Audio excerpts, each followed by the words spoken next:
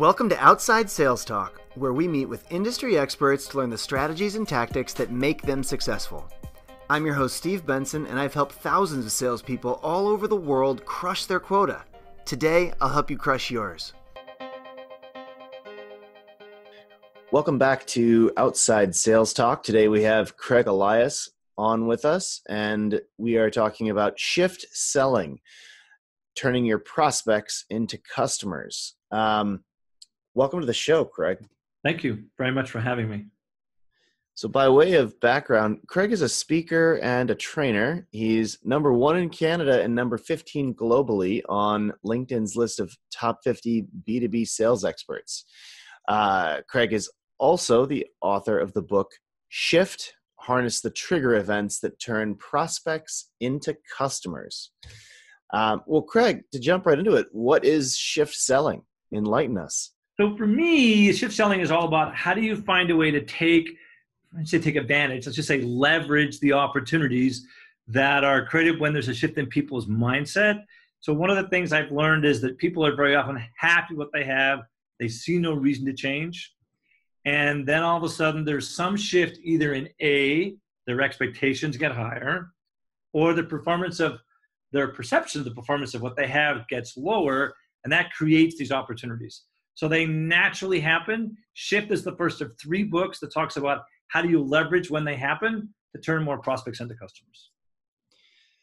Great. So what are trigger events, and why are they important for salespeople to spot? So for me, and I'm sure salespeople have had this happen a lot. They pick up the phone, they call somebody says, I'm not interested, they're not interested. And then people go from being not interested one day to being interested the next day. And most salespeople say, well, I called that guy or gal 6 months ago. They're not on the queue to be called for another 6 months. I have no reason to call them. And then between those touch points, they change vendors. And it drives salespeople crazy. They're like, I was talking to that guy for like 6 years or 6 months, and they never bothered to pick up the phone and call me. And this is one of those challenges in sales, is I don't want to say it's luck, but a lot of it is timing. And it's the ability to say the right things to the right people at the right time. And if you're not in front of somebody at the right time, it is really hard to change somebody's mind. Because when someone has an event, they start thinking of the solution or type of solution they're going to use when they decide they're going to change. And if you don't get to somebody during that part of the process, they decide that a different way of solving the problem or a different problem is what they have, then you never have any opportunity. So you got to get there early to help them not only define what the problem is, but then start the process of designing the solution. So can you give us an example of a trigger event and how a salesperson can respond to it? Yeah, so there's 3 different types of these events. So first of all, there's the event that makes people unhappy with what they have and makes them thinking of changing. So this is the first event that makes them want to change. There's a second event that when people all of a sudden they want to change doesn't mean they'll do anything because they don't have time or they don't have money. And when they have that second event, now they have one times both of those, then they actually start the process of searching for alternatives. And even after they've had that second event, there's a lot of people that don't buy because they can't justify the purchase to somebody else. So there needs to be this third event that allows them to justify it. So just within this first group of events that makes people want to change and puts them into what I call this window of dissatisfaction, I call them the A, B's, and C's. The A is awareness. This is what we do. We pick up the phone, we call somebody, we say we're better, faster, cheaper. Doesn't work very often. The B is when someone has a bad experience. A bad experience is often created when there's a change in people. So a change in salespeople for one vendor. The data suggests that a change in salespeople triggers 28% of all vendor changes. So a new salesperson comes along, they have a bad experience, they leave. Some change in the product, it gets end of life, or some change is made, they're no longer happy, they leave. Or some material may change in the provider. So a lawsuit, a merger, a plane that goes down that's exactly the same as it went down 6 months ago. So Boeing right now has that problem. People begin to have a bad experience. Now all of a sudden, more people are thinking about maybe I should be choosing Airbus instead of Boeing based upon that bad experience.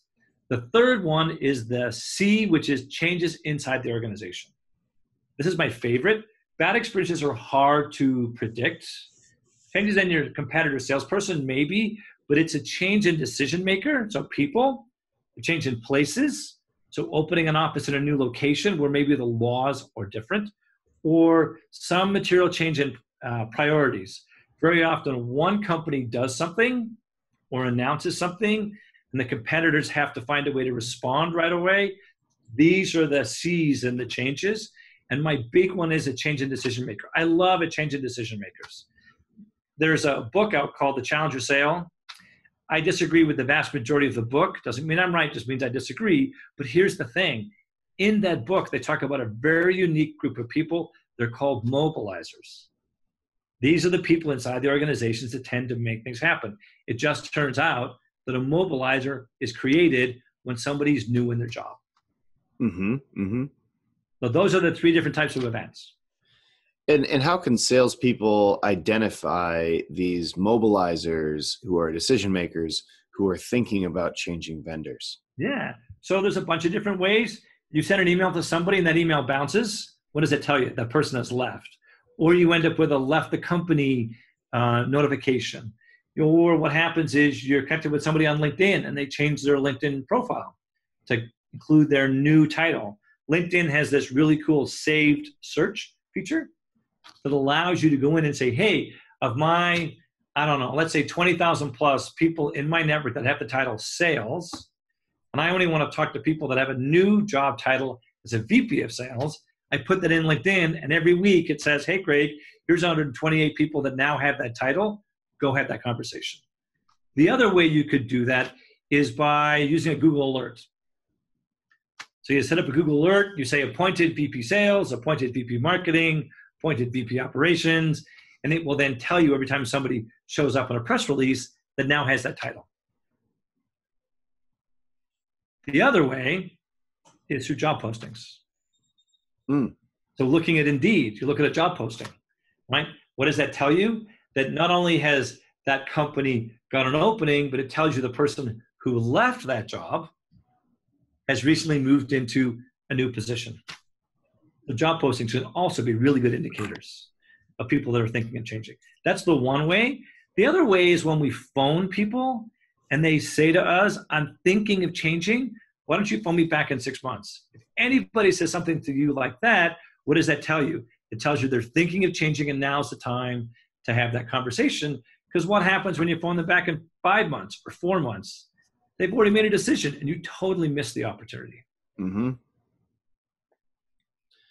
That's a great point, because I've definitely seen that before. How do you identify the urgency with which someone is changing? If someone's like, I'm thinking about making a change, we should talk in 6 months. And you're like, you're thinking you're gonna have made the decision in 4 or 5 months. So how do you pull them in? Walk me through your talk path on how you. That's a really good question. I'm going to tell you, this was one of the hardest things I had to solve. Because when I started doing this way back in like 02, 03, 04, 05, I just said, take people up for coffee, find a way to get to know on a personal level, see if you can go for lunch. But what's happened in the last couple of years is I have come up with something called the 21-day process. So let's pretend I pick up the phone, I call you, and you say, I'm thinking of changing, call me back in 6 months. I'm totally going to say, I will definitely do that. But what I'd love to do is understand the problem more. Is there a way for me to get 30 minutes in the next week so I can understand your problem more and I can be more prepared in 6 months? Now, you're a busy guy. What are you going to say to me? Nah, I'm busy. Exactly. So then I'm going to say, well, would you have any time in 2 weeks to spend 30 minutes together? You're a busy guy. What are you going to say to me? That's my schedule's pretty booked. I'm actually traveling that week. So then here's what I do. What I've learned is most people won't say to no to you 3 times in a row. So what I say is, what if I made it just 20 minutes and if it was 3 weeks from now? Well, no, that 20 minutes isn't too bad. And 3 weeks from now, I have nothing in my calendar. And all of a sudden now I've got my 20 minutes with you. And when on that conversation, I'm going to understand what you think is the problem, of which then I'm going to ask a few questions. And then I'm going to ask if you have any interest in understanding why that might not be the problem, how something else completely different might be the problem, and why it's worth looking at what the problem really is. As soon as you give me permission to reframe your problem, that's when I win the battle. Because if I can convince you that the problem is not what you think it is, but it's related to something I can help you solve with my product or service, and I'm the first person you talk to, guess what the data says? The data says that I am 75% likely to win that piece of business. Oh, wow. So let's talk about emotional elements, because you talk about that a lot in your book. How important is it for salespeople to include emotional elements in their value proposition, other than the value of their products? Yeah, so here's the way that I comment. If you can do this, so a perfect value proposition takes less than 7 or 8 seconds to say. It contains no nouns that describe the product or service, but it does describe the value of being your customer. And in a perfect world, you want to try and find a way that takes away a pain, something you can minimize, reduce, or eliminate. Because what I've learned is people are, and the data says, anywhere around 10 times more likely to act to avoid a negative than they are to actually move towards a positive. Okay. So if I can reduce, minimize, or eliminate, they're much more interested in saying, oh my God, can you take away that problem? So if I can minimize issues in forecasting challenges, what are people going to say? How do you do that? I can minimize the likelihood your best salespeople leave. What are they going to ask? How do you do that? If I can eliminate inventory write-downs, people are going to say, how do you do that? That's one of the ways that I inject the emotion in the value proposition. Okay. So do that with your product or service for me. So the way that I tend to play this game, I'm going to pretend you're a brand new VP of sales. Mm-hmm. I go, hi, my name's Craig Elias, and I have a really simple way for more of your B players to become A players. What are you going to ask me? What's that? What's that? How? Or what if I told you that I have a really simple way to have 21% more of your reps make quota? Fantastic. Yeah, what is that? So then I'm going to use this quote as an example. So then they're going to say, well, what is it you have? And this is the problem that most salespeople have. As soon as someone says what you do, they puke all over the person. Right? They give them all that stuff. They don't ask any questions. So in my case, I might ask, well, how many sales reps do you have? What percentage make quota? Why is it you think your reps can't make quota?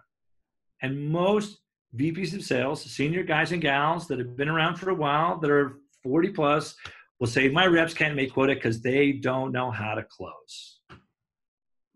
And that's when I say, I don't think that's the problem.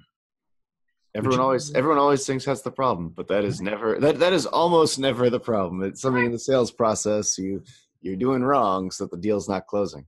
So I asked the question, would you be willing to invest 5 minutes to understand why that might not be the problem? As soon as they say yes, then I go, well, the problem I don't think is closing. I think the problem is prospecting and qualifying. Yeah. And let me tell you why. And then when I get them down the path of qualifying and prospecting, then I say, does that make sense to you? And it's something you might want to investigate further. Sure. And then I help them understand that I actually have over 10,000 endorsements on LinkedIn just for lead generation or prospecting. That's a lot. That's a lot of endorsements on LinkedIn. And like, okay, so then what do you have and how does it work? And then I go through a series of questions. Normally it takes me 20 minutes and I get a date and a credit card number. And that's for the deposit for my speaking fee. That's the way that it works. And I think in almost any industry and geography, you could pick up the phone and go, hi, my name is, and I have a really simple way to eliminate inventory write-downs. Someone's going to say, how do you do that? And that's the way you get people involved in a conversation. What we're trying to do is build a bridge instead of push rope. And it's amazing how many times people pick up the phone and go, hi, my name is, and I'm selling electric toothbrushes. Would you like one? Well, no, I've already got 3 of them. I don't need another one. It's one of the biggest problems salespeople have is they can't make a 7-second sale. Because they can't make a 7-second sale, they can't make $1 million sale. So I'm curious, and I'm not sure how familiar you are with what I do for my day job, but are you familiar with Badger Maps? I am a little bit, not enough.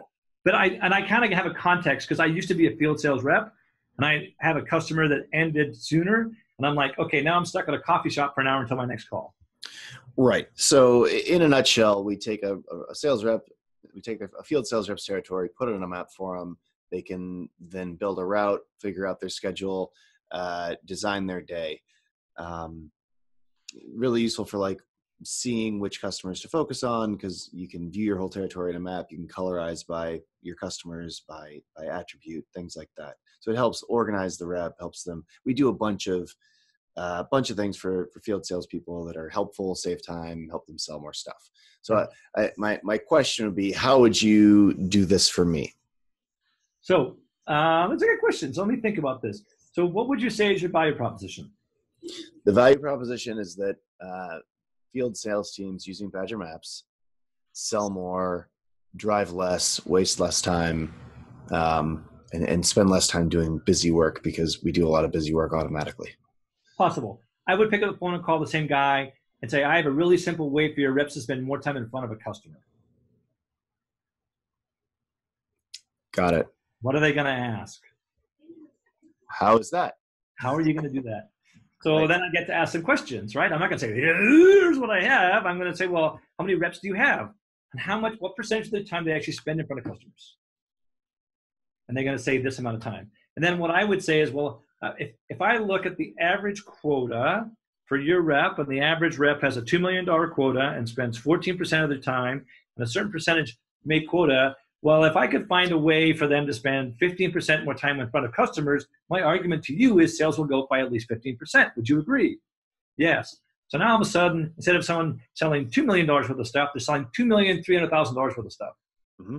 Would you be willing to spend $30,000 to get that 300 grand back? Who wouldn't? Who wouldn't? Do you know what I'm selling yet? No. You have no idea. What I'm selling you is value. Mm-hmm. And now all of a sudden you're like 30 grand for $300,000. That is a total no-brainer. Right. So you're really taking price off the table real early. So I'm taking, well, and I'm one of those people that I am not afraid to explain how much I charge. Once I've helped somebody understand the value, yeah. So what I have is a $30,000 solution that can deliver $300,000 to you. Is that worth pursuing? Because if they're not willing to spend the 30 grand, what I have doesn't matter. Mm-hmm. Mm-hmm. So when they go, that's not a problem, then I might say, great. So what I'd love to do is I'd love to set up a meeting in person or over the phone. When's the soonest you could make that happen? So I always ask for sooner versus later. And then I always ask for a second person on the call. So I'm going to say, who should be the second person on the call? If you've got the problem, I want the person who's got the budget. Now, why do you always ask for a second person on the call? Good question. So this came to me years ago when I was helping a bunch of really small companies at Dreamforce. Right? So I'm going around the outside of Dreamforce, helping all these other companies. And in one of these conversations, there was this big epiphany that came out of the conversation. And the epiphany was that every time these guys had a second person on their first call, the conversation always lasted longer.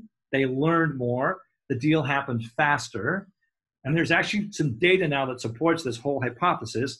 Guy's name is Donato Dario, and his data says you are 3 times more likely to get someone as a customer just because you had a second person on that first call. Very interesting. Lots of reasons why. Right? Yeah, and I can think of a ton of them, and it makes a ton of sense. It's just that's not a strategy I've ever employed, but it seems like a great idea. And here's the thing that I find really amazing. The one thing that I did when I was this lucky sales guy, one of the top salespeople for every company I ever worked for. One day it was a company called WorldCom, and they admitted to conducting $11 billion in accounting fraud. Nobody would buy from me. And for the first time in my life, I did something different. See, for 20 years, I had a sales manager, right? And all the sales managers that I had always said one thing: if you lose the business, you never lose the lesson. And they espouse this whole approach of what's called a lost sales analysis. How do you analyze the deals you've lost, hoping you can figure out how you can win more? And for the first time in 20 years, that's actually not what I did. That summer, after this WorldCom fiasco where I was no longer employed, I decided to analyze all the business I had won. and reflecting on my luck as a sales guy. When was I good? When was I great? When was I just unstoppable? And that's how I figured some of this stuff out, is when you spend more time reflecting on the business that you win instead of the business that you lose, you learn a more valuable lesson, and you start seeing all these things that have been hiding in plain sight that you never noticed because you never spent time looking for them. Mm-hmm. What's interesting for me is way back when I had this idea of a won sales analysis versus a lost sales analysis, I went to the internet, typed between quotes, lost sales analysis. The importance of those quotes is it's those three words, that phrase, together in that order. Typed it in the internet, found 50,000 pages on the internet. But guess what happened when I took out the word lost and replaced it with the word won, W-O-N. Now I'm looking for what is called a won sales analysis instead of a lost sales analysis.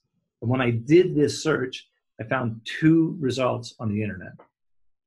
And that for me was the big epiphany. And that simple act of analyzing the deals I won instead of the deals that I lost completely changed the way I looked at sales and how much more effective I was at it as a result. Yeah, I actually encourage, and I've always encouraged my VP of sales and sales managers on my team to do both loss analysis, because I do believe that from our, and this is probably a general rule in life, that we learn more from our failures and losses than anything else. But I also encourage them to do a win analysis and to like after a deal is won, and to do either in a meeting or an email with the entire sales team, to have the rep communicate why was this deal won, to kind of do a little breakdown of the deal. Tell you what was the overview of the deal, what are the numbers and everything.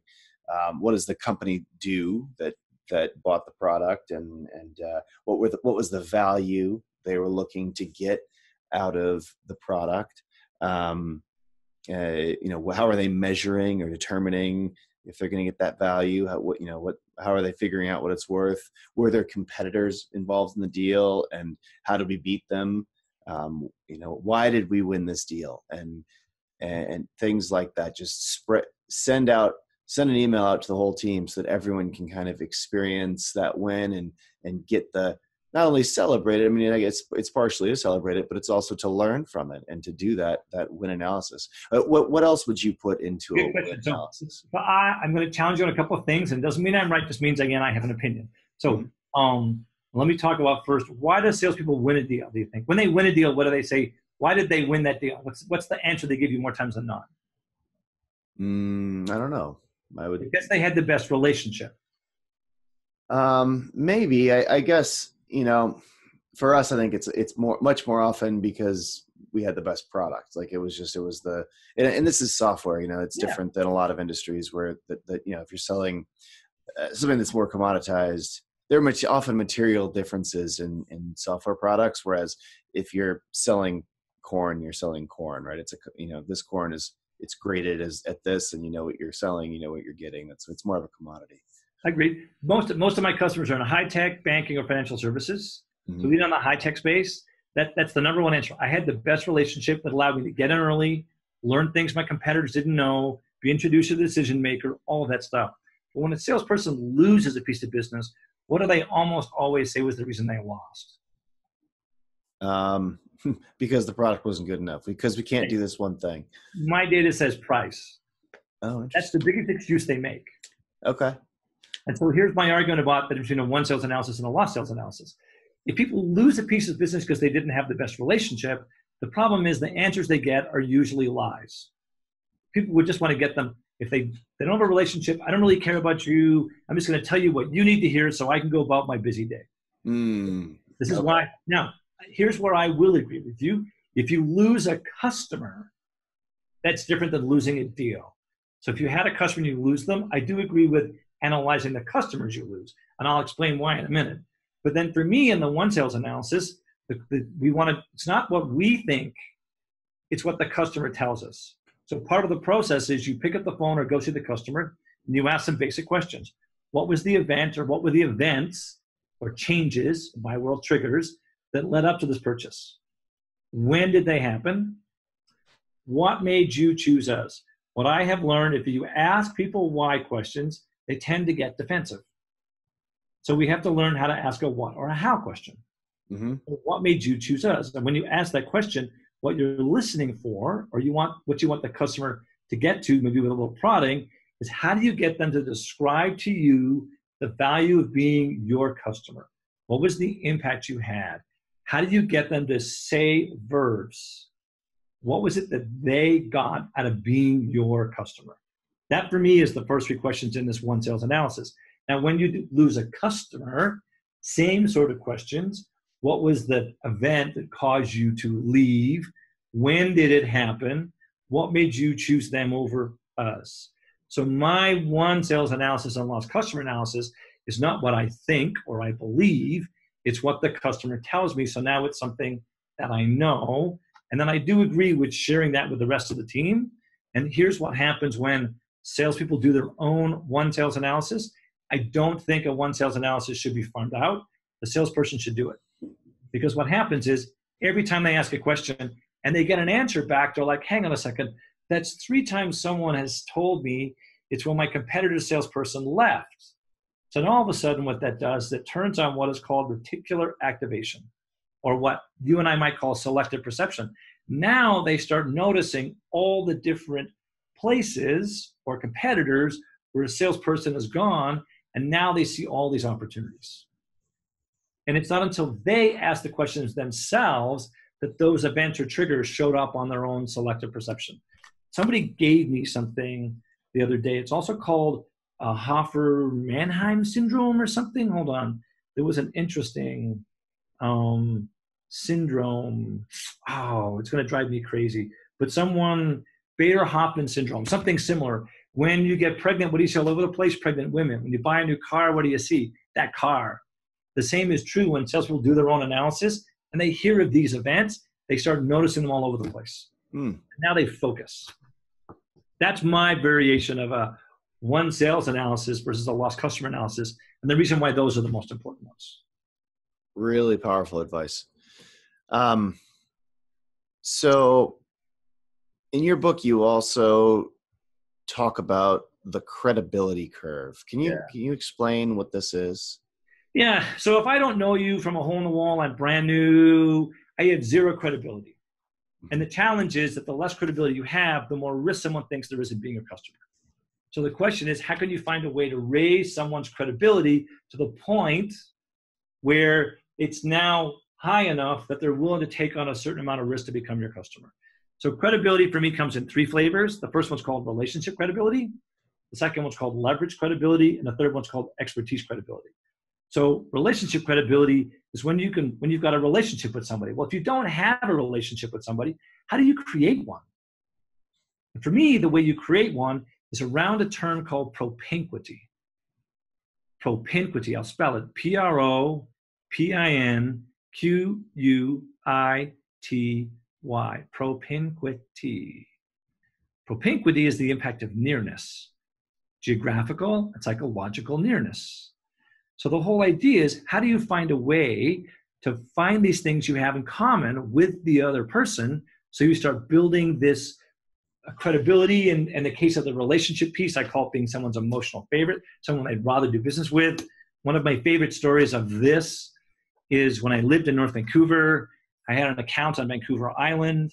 For me to get from my house to the island is about 4 hours one way. Leave the house, drive to the ferry terminal, wait for an hour, take a ferry that's an hour and 40 minutes, and drive 25 minutes when you get across. So I had this account that was doing $10 million with competitors and $60,000 with us. And I'm like, if I'm going to smoke my quota, that's where I need to go.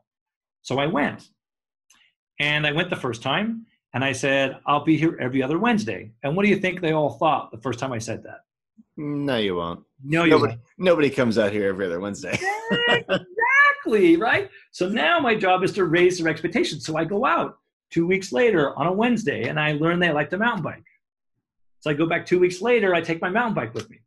And we go mountain biking after work. And then in that mountain biking after work scenario, what I learned is they've always wanted to go to Whistler and Blackcomb to go mountain biking. And I'm like, I go there every other weekend. Why don't we pick a weekend? Come with me. So they picked a weekend. 21 of them came over. We went mountain biking around Whistler and Blackcomb for 2 days and an awesome time. And less than 6 months later, they went from $60,000 to $3 million because of that relationship credibility. They tell you things they don't tell anybody else. That's the relationship credibility. The leverage credibility is when you have somebody else just like them as a customer. So when I can say that I have Hewlett Packard, IBM, all these big people as customers, everybody else goes, wow, if IBM's your customer, then there's no risk in being your customer. Therefore, I will become your customer. The other piece is, how do you become the expert? How do you find a way to be the guy or the gal in one specific place so that when someone says, that's the person that I want, you can find a way to be the most expensive person on the planet and everybody still wants to hire you. That's the way I come at credibility. So do you have any advice for reps that are looking to improve their credibility using this credibility curve concept? Yeah. Here's what I would do. You phone the people you're trying to get as new customers. You only phone them during 2 different 1-hour time spans in the week. You phone them between 8 o'clock and 9 o'clock on a Monday morning. And when you get them on the phone, what's the first thing you ask? I don't know. What did you do this weekend? Okay. And then they're going to tell you what you did. I had this call yesterday. I know a VP at this organization I want to build a better relationship with, have known this guy for a couple of years, never found a way to build this connection. And lo and behold, I did this yesterday in the morning, first thing. And all of a sudden, what are we talking about? We're talking about skiing, right? And it was amazing how all I had to do was ask that question on a Monday morning, and out it came, okay? So I'm fortunate enough that I've skied all over the world, and now we get to have these conversations about Val d'Isère and all kinds of other really cool places to ski. The other time you can phone people is on a Friday afternoon, usually between 2 and 3 o'clock in the afternoon. When you phone these people, what's the first question you're going to ask? What are you up to this weekend? What are you up to this weekend? Do you see how easy that is? Mm-hmm. And all of a sudden, like, oh, you're going to Whistler? Man, are you going to go do the Widowmaker? The Widowmaker? Yeah, if you go way up the top, at the back, and you go to the glacier, don't go to the glacier. Before you get to the glacier, there is this wall, right? And it is almost straight down. And the only problem is you have to have enough speed when you go down to get out the other side. And that's one of the reasons it's called the Widowmaker. So, right? I've done it. I'm very familiar. It didn't kill me, but there was some risk there. Right? So do you see how this happens? It just takes, you just have to reflect on your luck as a sales guy or sales gal in the past and say, okay, I can let luck happen or I can make it happen. My whole approach was, how do I find a way to make it happen? And it turns out that for me, relationships are by far the biggest secret weapon that I have. I get some phenomenal introductions purely based upon the people that I have met, right? And finding a way to understand who they are, right? And finding these things in common. Well, that is a fantastic tip right there. Just fantastic. So many people kind of mail it in on Friday afternoon, but that's a powerful time to making these deepening connections and building those relationships in this way. It's really powerful. There's a bonus though. And the bonus is that when you call people on Monday morning, they've got things on their list that they want to get done this week. And if it just turns out that you can help them take something off the list, they'll tell you. Mm-hmm. And or what happens is it's been on the list all week and they haven't gotten to it yet. You phone them on Friday afternoon. You can help them take it off the list before they go home. They'll love you. Yeah. Well, another thing that came up in your book is first call effectiveness. Can you talk about how salespeople can prevent decision makers from looking at their competitors using first call effectiveness? So for me, if you have this time in front of somebody, first of all, you got to help them, make sure that they help them redefine the problem, start looking at what does the solution look like, and you want to try and find a way to get some agreement for a second meeting with 2 people in the room before you get out of there. The more stuff you can get done on your first call, the more they've invested in you, the more likely it is that when a competitor picks up the phone and says, hey, I can help you with this, do you have that problem? They're like, no, I've already halfway through the solution with Craig. So how do you find a way to get them farther down the path before they pick up the phone and talk to anybody else? One of my favorite examples, office furniture. People show up in a showroom, okay? to come look at the things they have. One of their top salespeople came to me and said, Craig, I hear you're pretty good at this. I want to find a way to spend less time in the showroom. And I'm like, no, you don't. You want to find a way to spend more time in the showroom. And let me tell you why. Because when people show up in the showroom, you can ask them a question. What brought you in today? And now you can learn of all these events. The other cool thing is when they show up in a showroom, they're not a customer yet. What you can get them to do is you can get them to fill in a credit application before they leave. So now later on when they're in a hurry and they need to order furniture right away, where's the only place they have credit approval? Your place. Mm-hmm. Do you see how on that first call or visit, you can find a way to move them further down the path of being your customer to the point where they don't want to back up a bunch of days or weeks and then do it all over again with somebody else.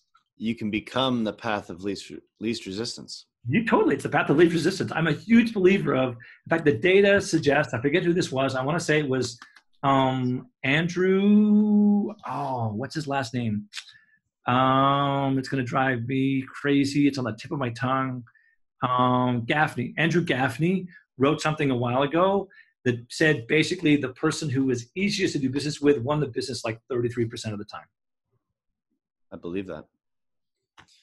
Well, I'd like to move into the next section of the show called Sales in 60 Seconds. So it's kind of short question, short answer section. Sure. So tell me, which are the best referral sources for trigger events? LinkedIn and press releases. In your opinion, what's the most challenging part of shift selling? Focus. Pick one or two events you're going to focus on and just hammer away at those one or two things and think about the ripple effect of those things. One job change creates 4 opportunities, not one. Don't chase 10 different things. Just find one or two and maximize the opportunities for those one or two. Okay. What's your best tip to prioritize clients to make the most of your time? Phone only on Monday mornings and Friday afternoons. What do you mean by that? Again, phone at 8 to 9 and 2 to 3, and just go after the people you can reach during that time frame. If you're talking to people who during the middle of the week, odds are they're not likely, but then it's job change, especially if they've been less than 90 days on the job. Okay. What's a common mistake you see reps making in their conversations with prospects? Someone says, I'm thinking of changing, call me back in 6 months. And they go, oh, this person isn't ready yet. Why don't I phone them back and forth and see what happens? Biggest single mistake sales reps make today. Since you're an expert in B2B sales, are there any books or resources that you would recommend salespeople check out to better understand things and better Two themselves? Things. Chapter 4 of Spin Selling, pages 67 to 95, the best 30 pages ever written about sales. After you understand the impact or implication of your product or service, then you need to go read a book called Never Be Closing. 2 guys named Tim. It's a yellow book. It's called Never Be Closing. One guy's out of Toronto. One guy's out of Barcelona, I think. It is the only sales book I've ever read cover to cover twice. It is the most I've underlined, highlighted, and dog-eared a book. And this is what it looks like. And this is what my book looks like. Dog-eared, highlighted, like it's amazing all the things that are in this book. And it actually helps people solve the credibility problem. Awesome. I think I might have had the 2 guys named Tim on the show. I actually think I had 2 guys named Tom who wrote a book together on the show. That's confusing. But all right. Well, in terms of actionable takeaways here, what should the field salespeople listening today do as a first step towards getting started with trigger event selling? 2 things. Have a rock solid value proposition. Because if you call somebody and you drag on for too long, it's never going to happen. So that's the say the right things to the right people. Is a decision maker who's new in their job, right? So finding people with money, authority, and influence. That for me is the big thing. Pick up the phone. And again, maybe that's the other thing. Pick up the phone. Like don't send an email. Pick up the phone. Hi, Tim. My name's Craig Elias. I have a really simple way for more of your reps to make quota. And if you get a voicemail, leave that as a voicemail. When you start, hi, my name's Craig Elias and my number is, My phone number goes at the very beginning. I have a really simple way for more reps to make quota. And again, my number is this. And I leave it at that. No rambling on. It's 10 to 12 seconds. I'll almost guarantee you they'll call you back, especially if you can get their cell phone number, because they simply push a button that says call back. Mm-hmm. Well, I'm going to attempt to summarize all this stuff that we've talked about today in a minute or two here. So shift selling is a way to leverage opportunities when there's a shift in people's mindsets. So these shifts occur when people's expectations change. Trigger events occur because of the timing associated with an event. You have to say the right thing to the right people at the right time, and people decide when they want to make a change. Certain events make people unhappy and make them want to make a change.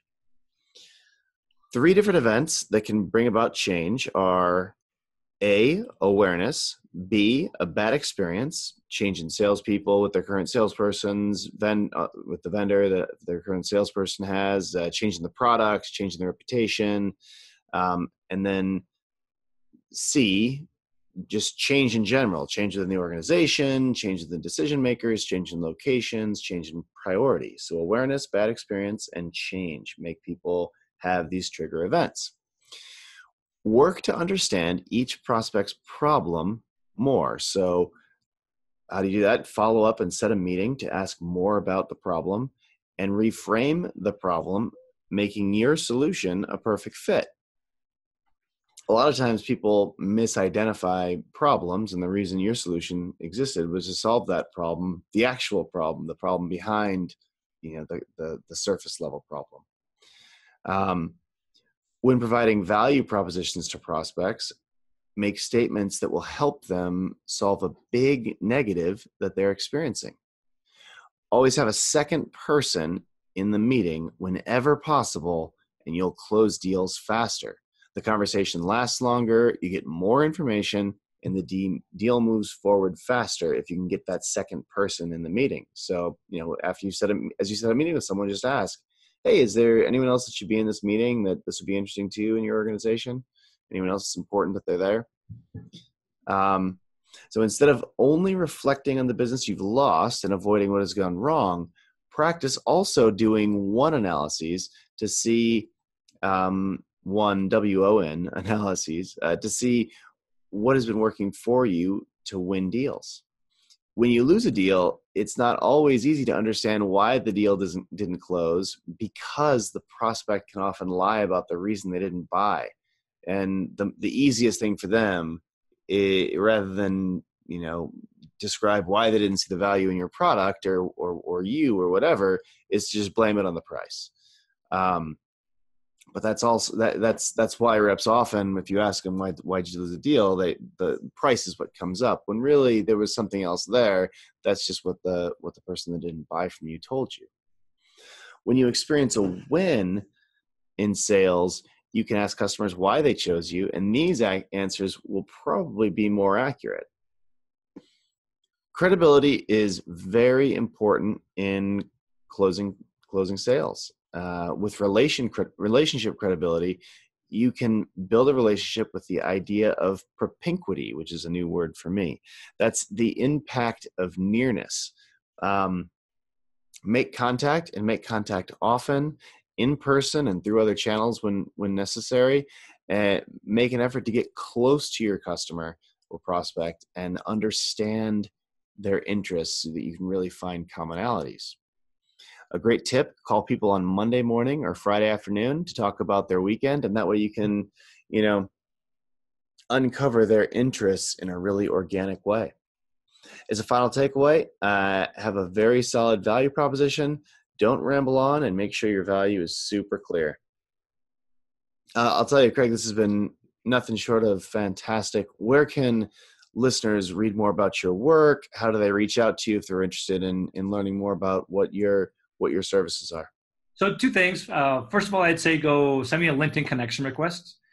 So once we connect on LinkedIn, I'll actually send an email where people can go download my entire book, an Adobe Acrobat, totally free.